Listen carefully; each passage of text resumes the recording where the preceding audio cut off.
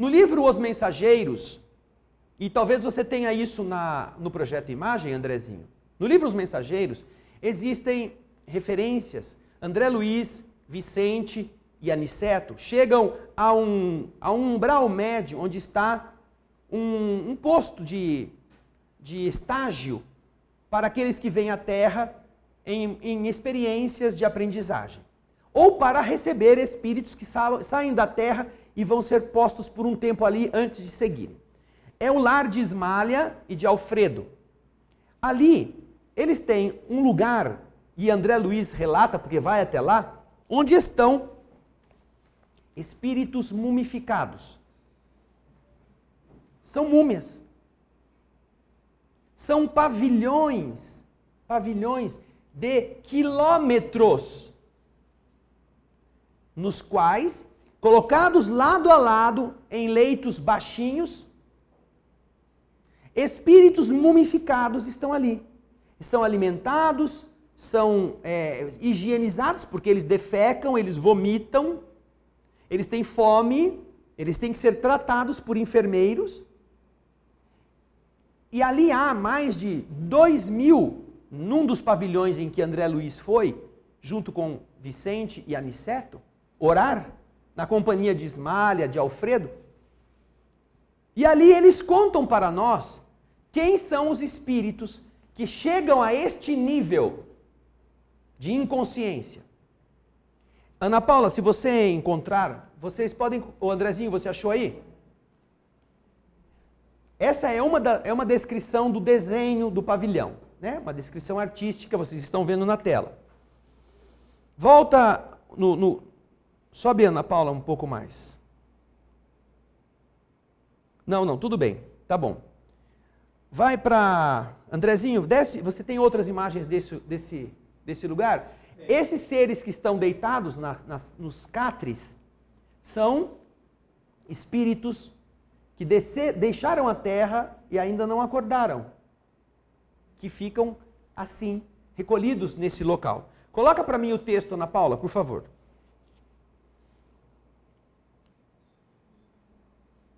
O livro Os Mensageiros. Nós temos esse livro todinho lido e explicado no nosso Espírito da Letra. É a prece de Ismália, se não me engano, ou o capítulo anterior. Eu acho que chama Os que Dormem, Ana Paula. Volta lá. Posto de socorro, sopro. Os que dormem. Está aqui, ó, capítulo 22.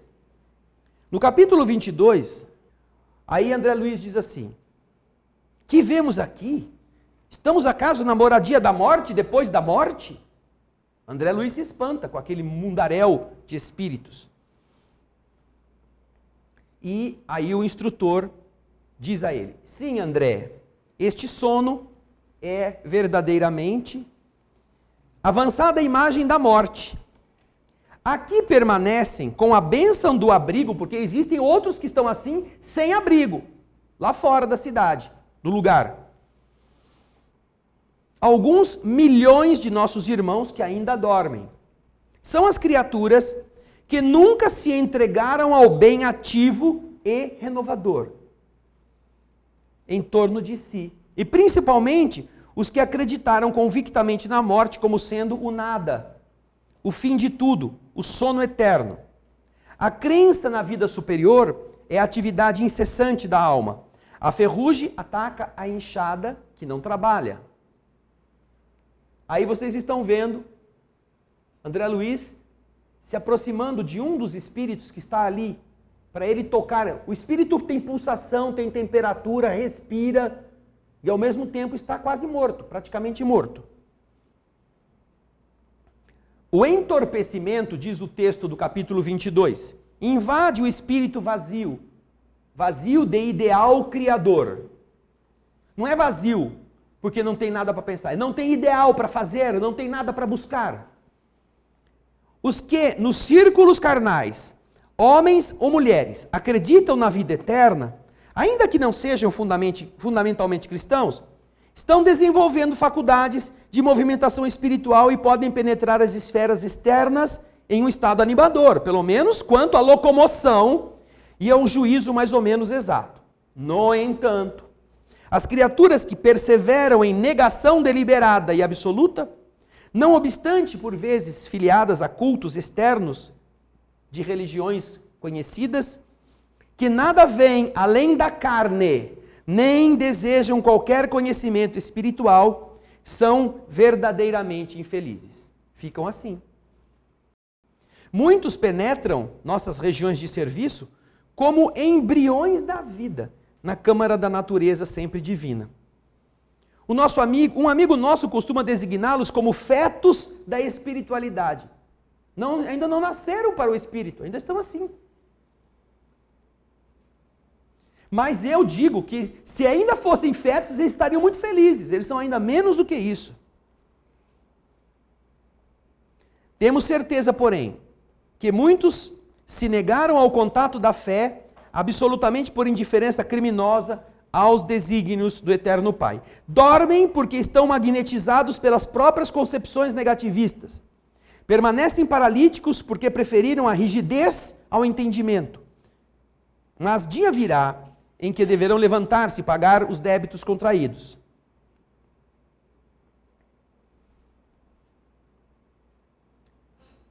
Aí continua Aniceto falando. A fé sincera é ginástica do espírito. Quem não a exercitar de algum modo na terra, preferindo deliberadamente a negação injustificável, se encontrará mais tarde sem movimento. Semelhantes criaturas necessitam de sono, de profundo repouso, até que despertem para o exame das responsabilidades que a vida traduz. Então aqui estão esses que você citou. Pessoas que tiveram muita inteligência, ou pessoas que viveram para o mundo material como cargos públicos, como pessoas políticos, como pessoas de autoridade e que exercitaram isto como se nada tivesse que esperar depois. Que viveram e corroeram o mundo. Quando acontece de perderem o corpo, eles não trabalharam a mente como espíritos. Não sabem o que fazer do lado de lá.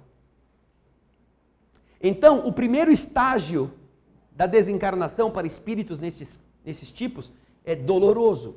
Esse é um dos exemplos. Há muitos outros que poderão ser dados. Este nós estamos nos lembrando porque, além de ele estar bem delineado, também temos o projeto Imagem, que traduz com as imagens lá do projeto essas cenas